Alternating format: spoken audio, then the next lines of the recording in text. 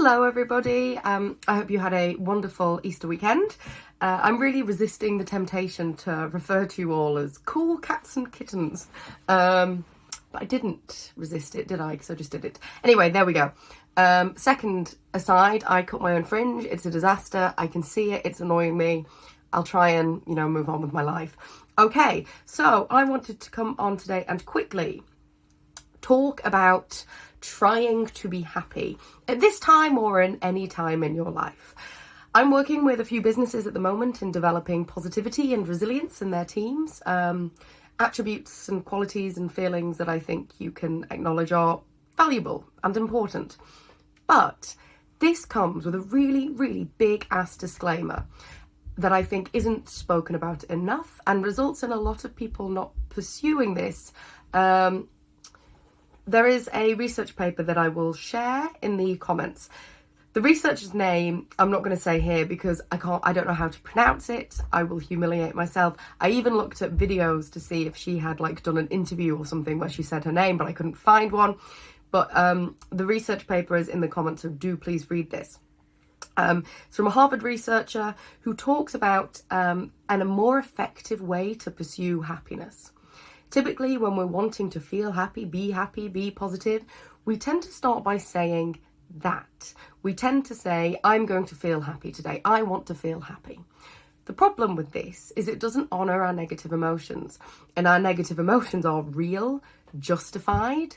They can often tell us things, show us things. They're ways that we can stay in tune with our needs, desires, beliefs, boundaries, understand when we're not being treated properly, when we need to make changes in our lives. I know that for a lot of my life, at least, I would move around the world going, okay, it's important for me to be happy. It's important for me to be positive thinking. So I started to feel anxious, perhaps about a year and a half ago. I started to just feel incredibly anxious, like tightness in my chest, like some nervousness in the pit of my stomach.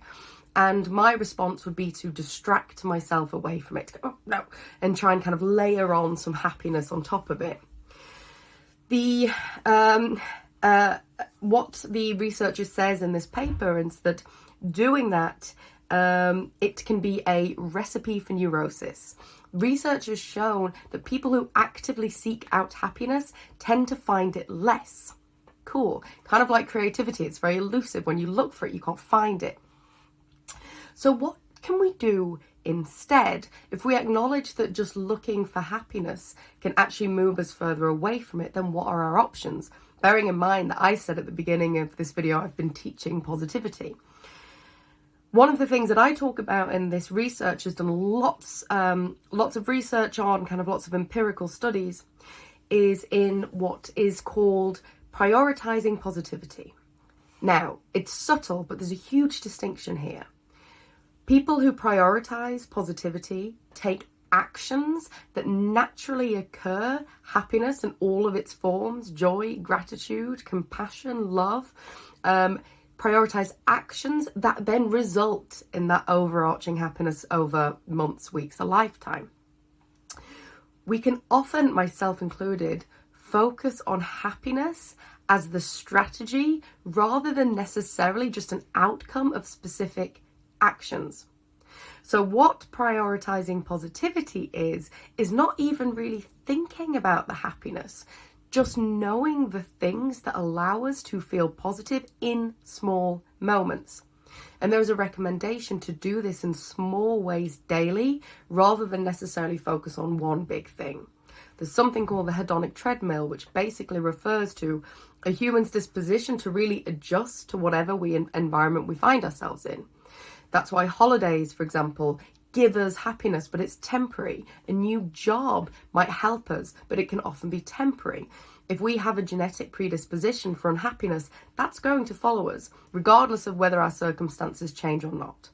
So the recommendation in this paper is to know the small things that make you feel happy every single day and focus on those rather than the feeling itself. And that's why I always say when people say happiness is a choice, feel happy, choose joy. It's not that. It's not that simple. We're working with trauma and stress and genuinely difficult situations. What we can do instead is know on the small, granular level the actions, the strategies, the habits that can elicit those positive emotions in us naturally and focus on those rather than the emotion itself. So for me, I bang on about this all the time, but that's practicing meditation in a meaningful way. If I don't meditate twice a day nowadays, I'm crunchy and weird and miserable. Exercise, reading, lighting candles, whatever it is for you, whatever that looks like for you. Being present in the moment with your children. So what I would recommend is if you're struggling to find happiness, good, it doesn't work, but instead think specifically about these specific small steps and actions that you can take every single day to try to bring about that change. Namaste, bitches.